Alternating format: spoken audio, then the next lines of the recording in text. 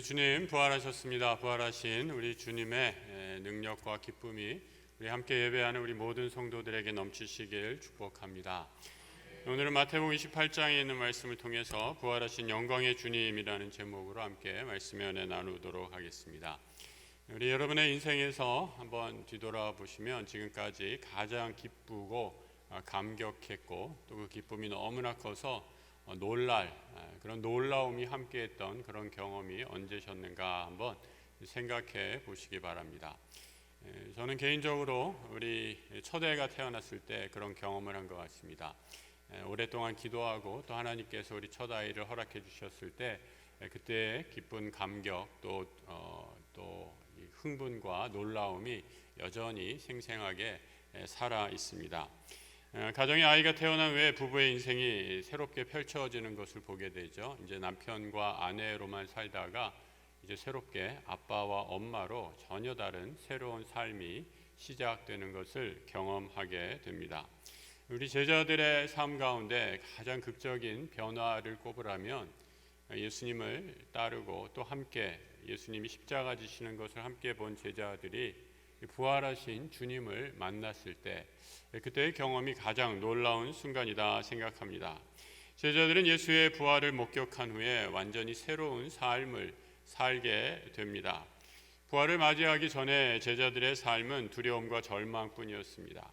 로마의 폭력 앞에 무기력했고 유대교의 종교 지도자들의 위선과 거짓에 무능력했습니다. 그랬기에 자신들이 모든 것을 버리고 따랐던 예수가 십자가에서 아무런 능력 없이 침묵 가운데 돌아가시는 것을 보고 두려움과 절망 중에 제자들은 안식 후 첫날을 맞이합니다. 사실 제자들이다라고 얘기하지만 예수의 제자들은 이미 다 뿔뿔이 흩어지고 안식 후 첫날 주님의 무덤을 찾았던 것은 마리아 다른 여성들이었습니다. 오늘 28장 1절에 이렇게 기록하고 있죠. 같이 한번 읽어보겠습니다. 안식일이 다 지난 후 안식 후 첫날이 되려는 새벽에 막달라 마리아와 다른 마리아가 무덤을 보려고 갔더니 마가복음과 누가복음에서는 예수가 죽고 바로 안식일이었기에 예수의 시신을 바로 취급할 수 없었다. 이 시신을 수습할 수 없었다라고 이렇게 말씀해 주고 있습니다.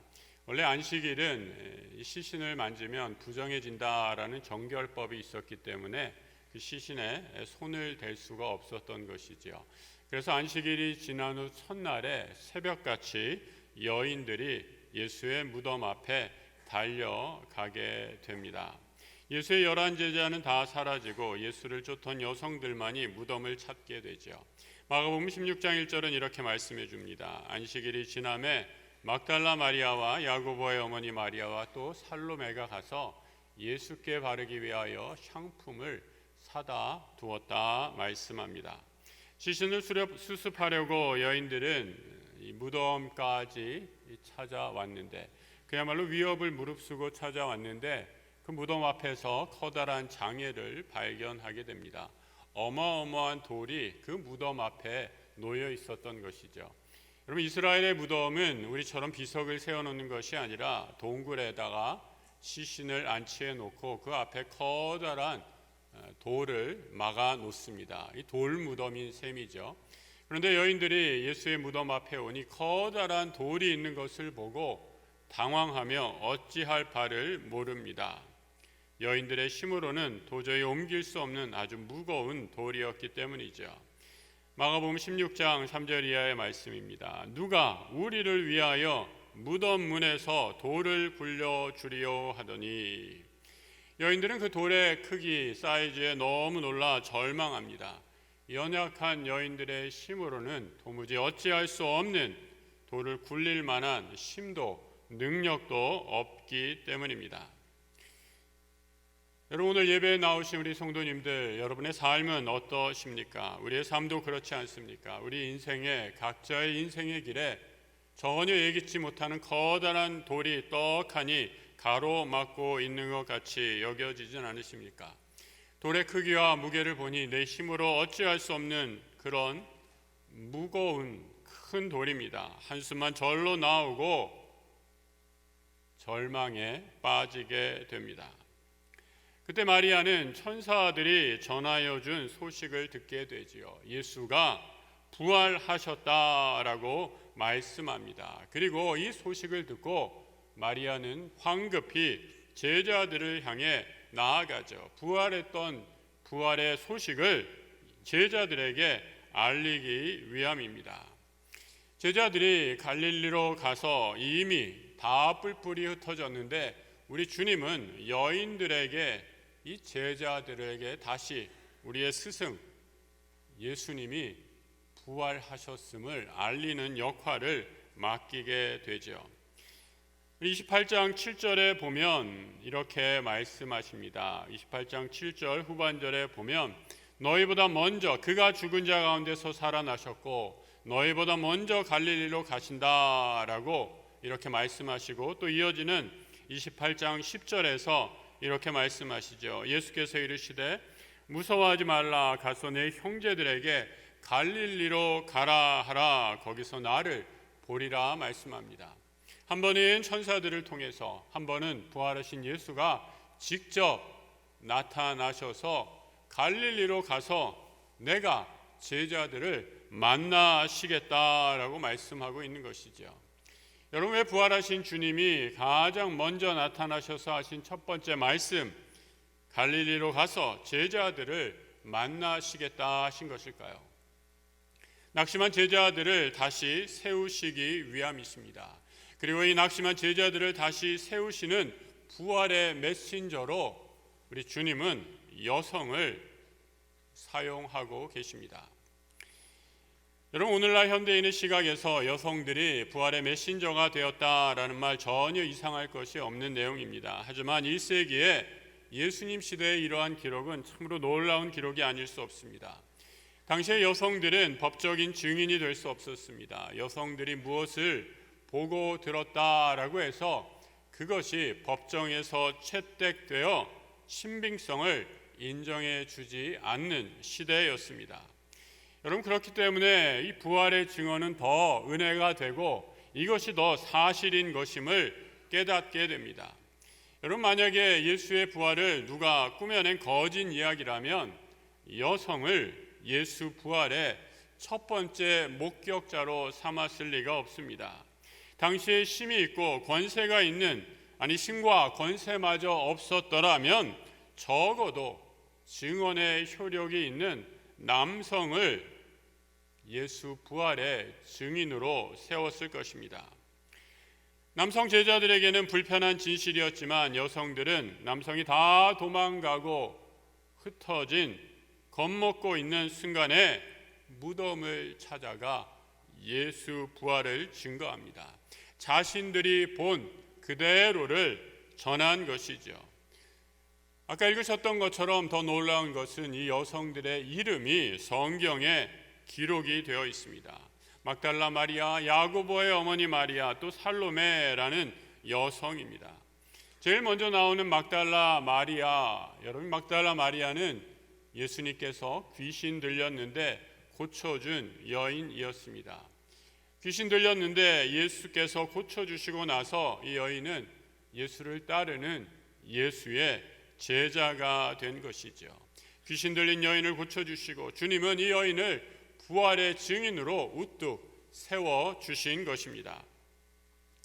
여러분, 부활의 능력 앞에 우리의 질병, 우리의 고통, 우리의 삶의 어떠한 문제도 전혀 문제가 되지 않음을 보여주시는 줄 믿으시기 바랍니다. 성도 여러분, 우리 삶의 부활의 주님을 만나는 자리는 어디입니까? 내 힘으로 내가 아무것도 할 수 없는 그 무기력과 공포, 절망의 자리에서 우리는 부활하신 주님을 만나게 됩니다.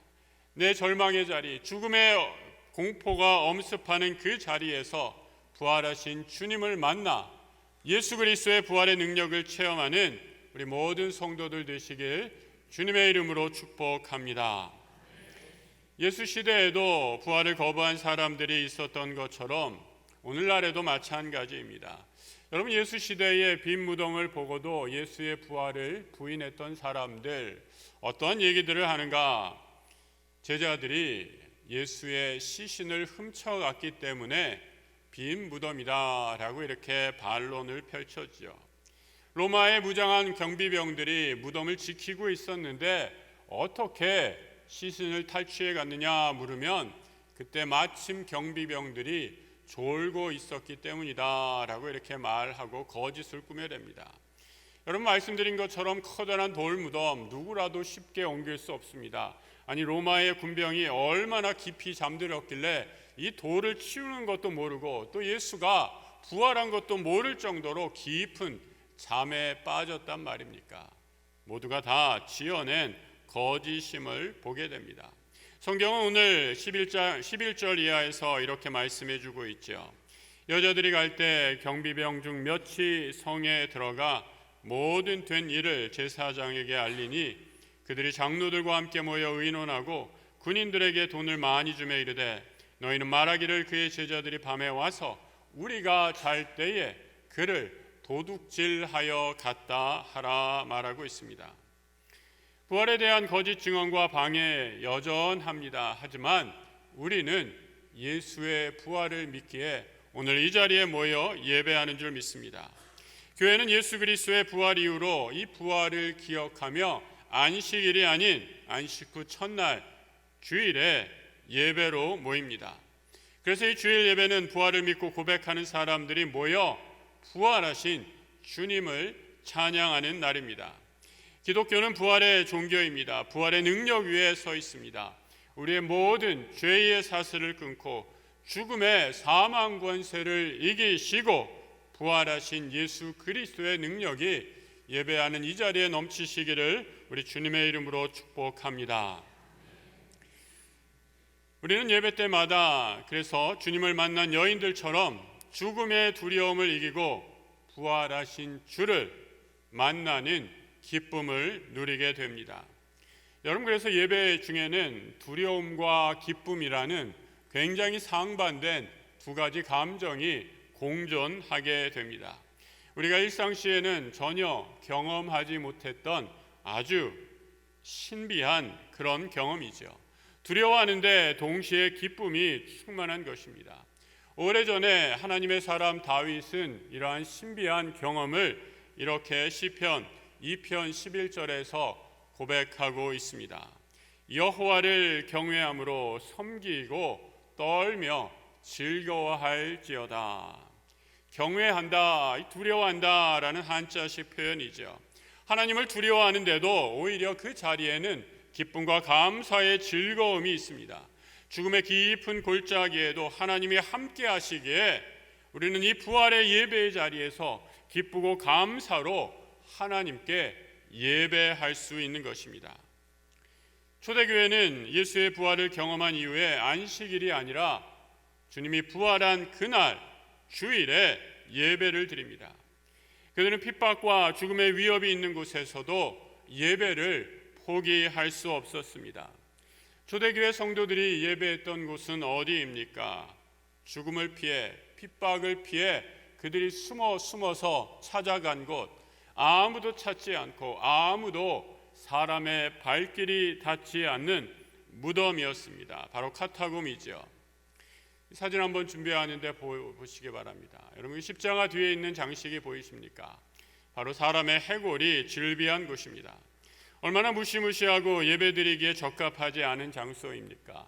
하지만 박해로 인해 숨어 들어간 곳, 죽음의 그림자가 엄숙한 곳, 발각되면 바로 죽음을 당할 수 있는 위협에서도 예배를 포기하지 않았던 초대교회 성도들은 무덤에서 예배했습니다. 죽음의 그림자가 깊게 드리워진 그곳에서 죽음을 이기시고 부활하신 주님을 찬양하며 영광 돌렸기에 이곳만큼 예배 장소로 좋은 곳도 없었습니다. 지금 보신 그림은 파리의 한 카타콤 무덤의 해골들 앞에서 이 십자가 형상이죠. 다음 사진 한번 보여주시죠. 그리고 이렇게 계속해서 기둥에도 해골로 장식된 그곳에서 하나님께 예배드렸던 그림이 있습니다. 이 4세기의 로마의 카타콤을 가보면 천장에 프레스코화로 그려진 천장 벽화가 천장화가 있는 것을 보게 됩니다. 다음 사진 한번 보여주시죠. 이 천장에 그려진 그림이 무엇인가? 여러분, 한 4세기 정도에 그려진 그림인데요.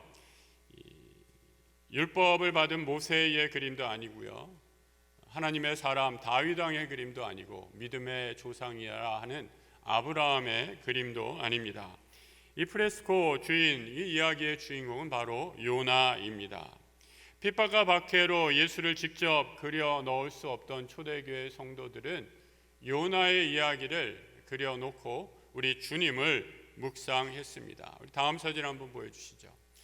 카타곤 무덤에서 요나가 어떻게 살아나죠? 큰 물고기 속에, 뱃속에 들어갔다가 이 수월의 어두운 죽음의 골짜기에서 기도하죠. 하나님, 나를 구원해 주십시오 라고 기도했을 때 물고기가 다시 토해낼 때 그가 다시 생명을 얻었던 것을 보게 되며, 물고기 뱃속에 있었던 3일의 시간이 바로 우리 주님께서 십자가에 달려 돌아가시고 3일 만에 부활하신 예수를 보여주는 상징이다라고 생각하면서 예수 대신 요나 선지자를 그려 넣어 그들은 주님을 묵상했던 것입니다. 죽음의 절망과 공포에서조차도 부활의 소망은 버릴 수 없기에 그들은 무덤에서도 예배한 것입니다. 부활하신 주님을 만나고 나서야 제자들은 비로소 예수님이 왜 그런 말씀을 하셨는지, 예수의 모든 사역을 제대로 이해하며 마침내 무지에서 벗어나게 됩니다. 주님이 하신 말씀, 그리고 주님이 얼마나 많은 기적을 행하셨는지, 그리고 왜 십자가의 고난과 그 순환을 당하시고 죽으셨는지 마침내 깨닫게 됩니다.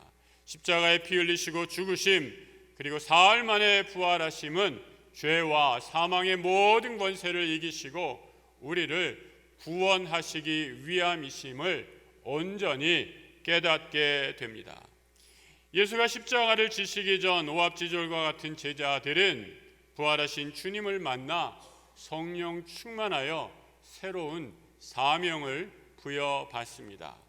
부활하신 주님이 마리아에게 갈릴리로 가서 제자들을 만날 것이다 라고 말씀하시고, 부활하신 주님이 갈릴리에서 제자들을 다시 일으켜 세워주신 이유도 여기에 있습니다.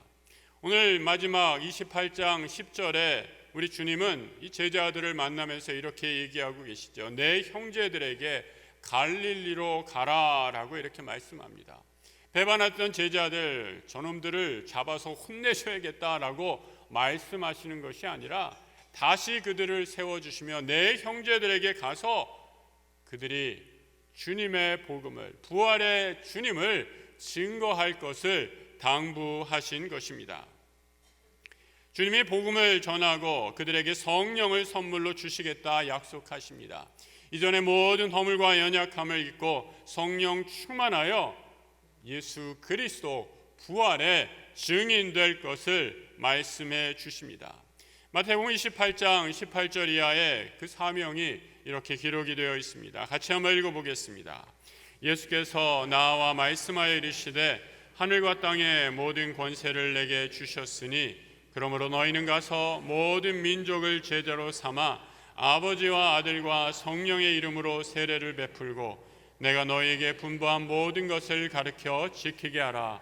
볼지어다 내가 세상 끝날까지 너희와 항상 함께 있으리라 하시니라.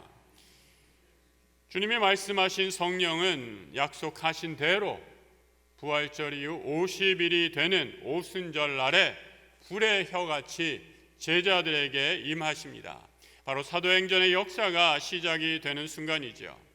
그래서 부활절 후에 50일간을 교회는 기쁨의 50일이다 라고 말하고 있습니다.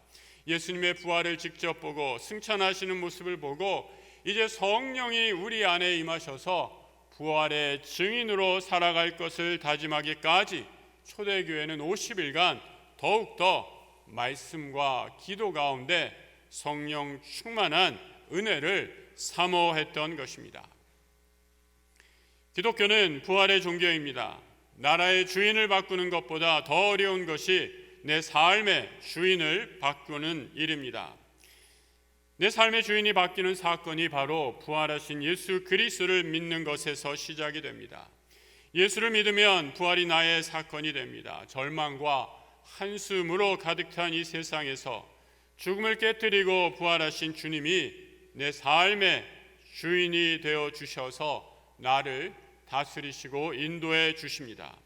오늘 이 부활절 아침에 우리 모든 성도들, 나를 위해 죽음을 이기시고 부활하신 예수 그리스도의 능력을 체험하고 그분을 따라 부활의 증인의 복된 삶 사시는 하나님 나라 복음의 증거자들 되시길 우리 주님의 이름으로 축복합니다. 함께 기도하겠습니다. 하나님 아버지, 죽음을 이기시고 우리를 위해 아들 예수 그리스도를 사망 권세에 이기시고 죽음에서 건져주셔서 부활의 첫 열매가 되게 하신 것 감사합니다. 우리 인생에 여전히 크고 작은 돌들이 가로막혀 있습니다. 어디로 가야 할지 무엇을 해야 할지 잘 모르는 절망과 한숨뿐입니다. 바로 그때 눈을 들어 부활하신 주님을 바라보게 하여 주옵소서. 부활의 능력으로 우리의 삶의 모든 질병과 억눌린 것에서 자유와 해방 경험케 하여 주시고 그 부활하신 주님 손 붙잡고 부활을 증거하는 하나님 나라 부활의 증인 되어서 세상을 넉넉히 이기는 주의 백성들 되게 하여 주옵소서. 길이요 진리요 생명 되시고 부활의 첫 열매 되신 우리 주 예수 그리스도 이름으로 기도드립니다. 아멘.